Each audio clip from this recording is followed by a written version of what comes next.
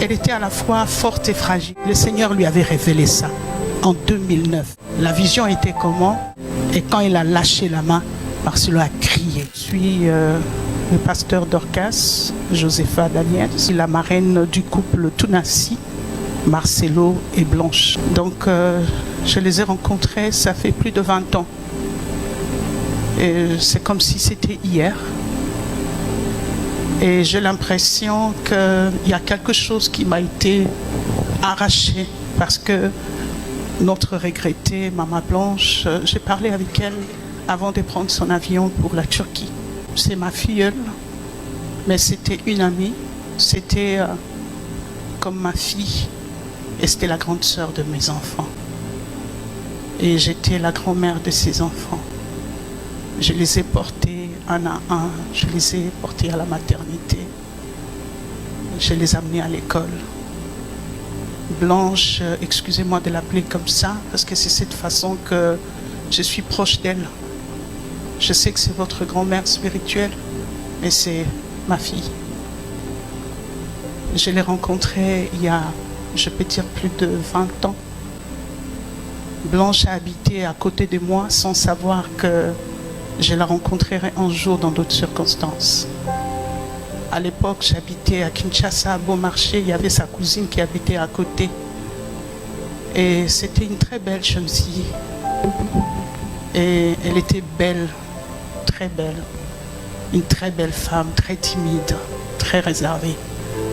Et je me rappelle encore, j'avais l'habitude, quand elle sortait avec ses cousines pour aller faire des courses, je la suivais pour lui parler de Jésus. Parce que j'avais une fondation, je m'occupais de jeunes filles, j'encadrais, je travaillais dans la lutte contre la délinquance juvénile. Je m'occupais des filles prostituées et je prenais des filles dans la rue pour leur donner un sens dans la vie. Toute jeune fille que je voyais, pour moi, je projetais cette fille dans le futur. Parce qu'il y a deux filles qui sont devenues ce qu'elles sont, parce qu'il n'y a pas eu de gens qui ont eu du cœur, qui ont exprimé de l'amour pour eux, pour elles. Et aujourd'hui, mon témoignage tourne autour de l'amour. Et vous comprendrez pourquoi je veux vous dire ça. En 2005, j'étais dans mon bureau, je travaillais dans une banque, j'étais directrice. Et il y a eu un homme de Dieu qui m'a appelé, qui m'a dit « Je vais te présenter quelqu'un ». Et cette personne a eu la révélation sur toi de la part du Seigneur. Et je me rappelle, quand j'ai quitté mon bureau, je suis descendue, j'ai vu le pasteur Marcelo. Il était aussi timide, il ne parlait pas beaucoup. Je me souviens comment il était habillé jusqu'à aujourd'hui. Il m'a dit « Maman Dorcas, le Seigneur m'a parlé pour que tu puisses parrainer notre mariage. » Et elle était à la fois forte et fragile. Moi, je n'étais pas pasteur, mais lui était pasteur. J'ai dit, mais comment vous avez laissé beaucoup de pasteurs et c'est moi que vous êtes venu choisir? Elle a dit, non, le Seigneur m'a parlé.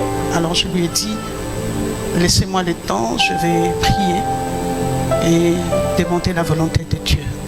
Je servais le Seigneur, mais je n'étais pas pasteur à cette époque-là. Je n'étais qu'une chrétienne engagée au service de Dieu. Et quand je suis allée prier, le Saint-Esprit m'a convaincue d'accepter. Et je les ai invités à la maison et je lui ai dit, j'étais d'accord. C'était un appel de fond, une manifestation du Saint-Esprit telle que les gens ont commencé à donner plein d'argent. Et 20 minutes après, je devais courir pour aller à leur mariage. Et quand je suis arrivée à leur mariage, il y avait une gloire de Dieu. Et ils se sont mariés, ils ont été bénis le soir. Et voilà, ils se sont mis ensemble. Qu'est-ce que je peux dire sur Blanche?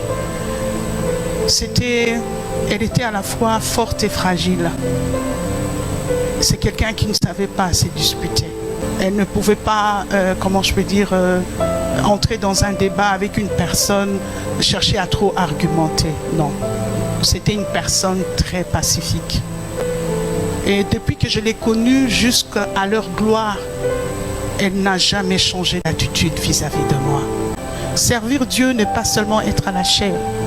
Servir Dieu, c'est faire du bien aux autres. Je me souviens dans la parole de Dieu, lorsque un des docteurs de la loi, pour tenter Jésus, il vient de poser la question à Jésus, quel est le plus grand commandement? Parce que eux, ils savaient qu'il y en avait 10. Mais Jésus va prendre les chiffres 10, il va enlever les zéros pour dire, le reste des commandements, c'est nul sans que l'amour, si l'amour n'est pas au centre.